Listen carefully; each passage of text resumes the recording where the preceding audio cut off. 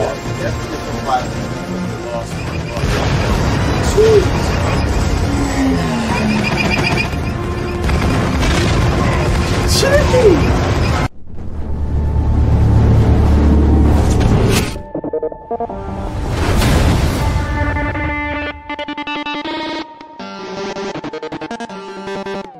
We are live, guys. I'm J1 Further the Cyber Nerds. Revenue GS. So I'm Mr. Blipster. And we're back with the episode 4 review of Book of Boba. Do you know what you need to do? Subscribe to the channel. Road to 200,000 subscribers.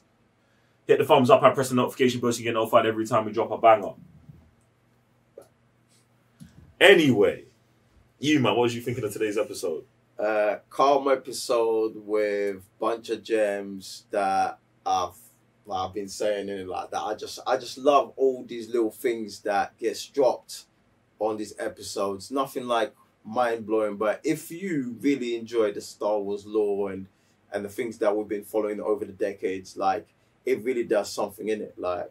So I really love the fact that today we get to see a Wookiee for the first time, like dismembering someone in it, because like it's always been spoken about. Yo, you don't want to get on the bad side of a Wookiee. Have you ever seen a Wookiee dismember someone over again? It's not something you can show Chewbacca doing as well. Do you know what I'm saying? So the fact that, and this character as well, do you know what I mean? I feel like it was just perfect timing to just come through, and the fact that the whole dialogue that was like that kind of led to that, a man only like swiftly one arm. Rah! Yeah. He's got good energy. Sam, what are you saying? I just like the connecting stories of what episode we see Mando and the bounty with now this connecting episode and how he comes to see Fennec. And what I find most interesting is the whole cyberpunk element that I don't know if they're going to continue doing that or if they're going to leave it here. So obviously we don't see that too much or possibly ever in Star Wars, right? So if they do continue that, I thought at least now they're just planting the seed about going forwards. Like you're saying, like the youngers are now doing this. Are they going to then make it like a more of a universe first kind of thing?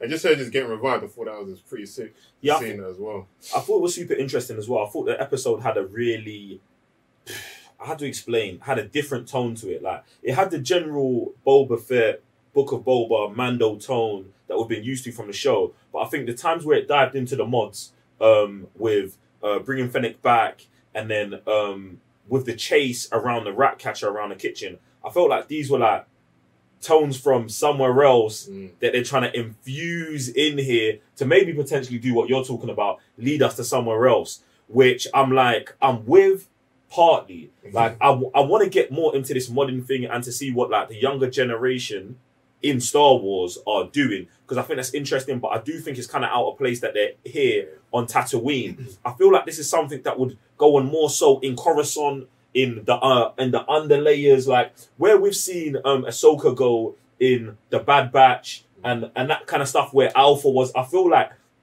in that kind of underground world, more so there, we would be seeing this kind of stuff instead of on a poor, barren planet. Yeah, bruv. Like, so where they getting their parts bruv, like all the 1313, all the floors. This is the part. This is the place where the poor would be stealing from the rich and modifying themselves so they don't need food. They don't need the water to survive. Like that's what I think. But here, like these kids were just out here.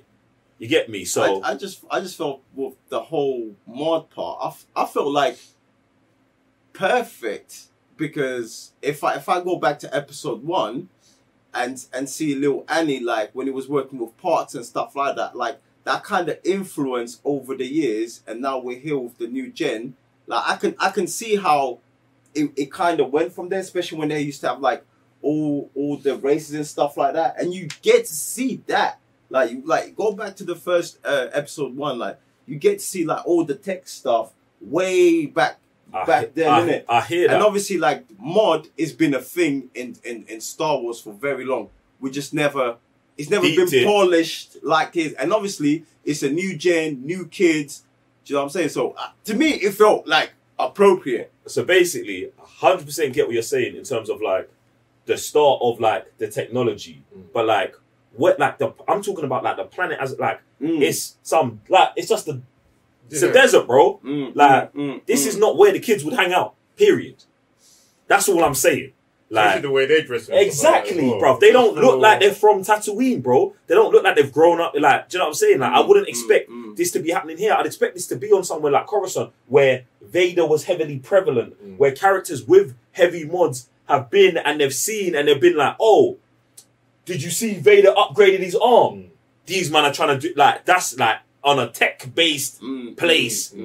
That's where I think that it's good they're introducing it. Period.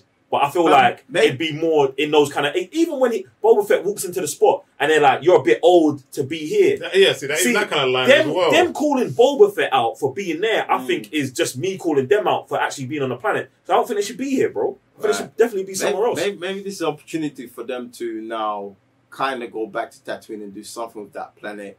Because obviously, youngs ago, like, it was the spot, but now no one really cares about it, especially introduction with more and more planets. So maybe this is a new approach for them to like bring Tatooine back and make it relevant, innit? That's interesting. But you guys do make good points. Do you know what I'm saying? But it's still not far fetched for them to put these man over here, innit?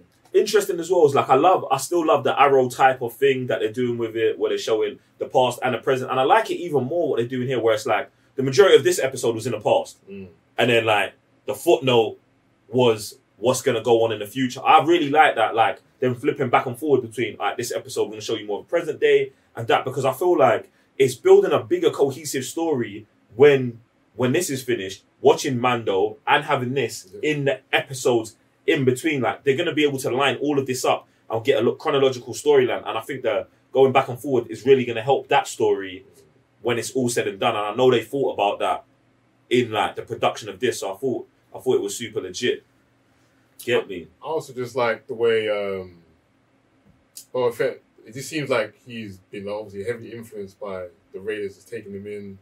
A man still going about his business, and how now he's going forward with how he's going to conduct with obviously the other houses and stuff, creating his own, still gathering people in. Also, we've been always asking like, where's he been getting it from? But it can't. I don't think it's just the Raiders though, even though explaining it here, I still feel like there's still more left to the character about the way he handles himself, but it's pretty cool the way he just goes about it. Like, man's just, like, you could just tell man's a threat, but he doesn't threaten you directly, like, ever. I think that's really mad. I think Wash, if you've been around long enough, if you're one of the best in your field, it makes sense for you to kind of, like, compute things that way. Especially when he's, like I really loved the gems he was dropping. Yo, we're smarter than our clients, right? Most of the time, we lose our lives based on the nonsense that these men don't even think. They're not patient whatsoever. Like, and if you really deep it, like that dialogue, it makes so much sense because for you to be a successful bounty, bruv, your wit's gotta be up there, your skills gotta be up there. Do you know what I'm saying? Like the level of just like how you conduct yourself. Like, everything's got to be up there for you to survive in this field. You can't just be any Jim and Bob. Do you know what I'm saying? Like, so when he's putting all these things together, I was like, yo, man, like, we're actually top of the food chain. Like, why are we over here, like, submitting to these lot who just have peas? And this is where his mannerism now is coming through. And he's actually teaching these lot, look, like, even when they said no to him, to his propositions, like, and he's like, all right, cool. I'm not going to fight you, man, on that. But here's all I'll need you, man, to do. Just be neutral. I'll take care of the rest and we'll get peace. Because when that mission comes through, bruv, he's even a bigger threat than anything because he just went against the Pikes. And we're still making bread. Bruv, that's spinning the man differently. You know, the game is different now in Tatooine, bruv.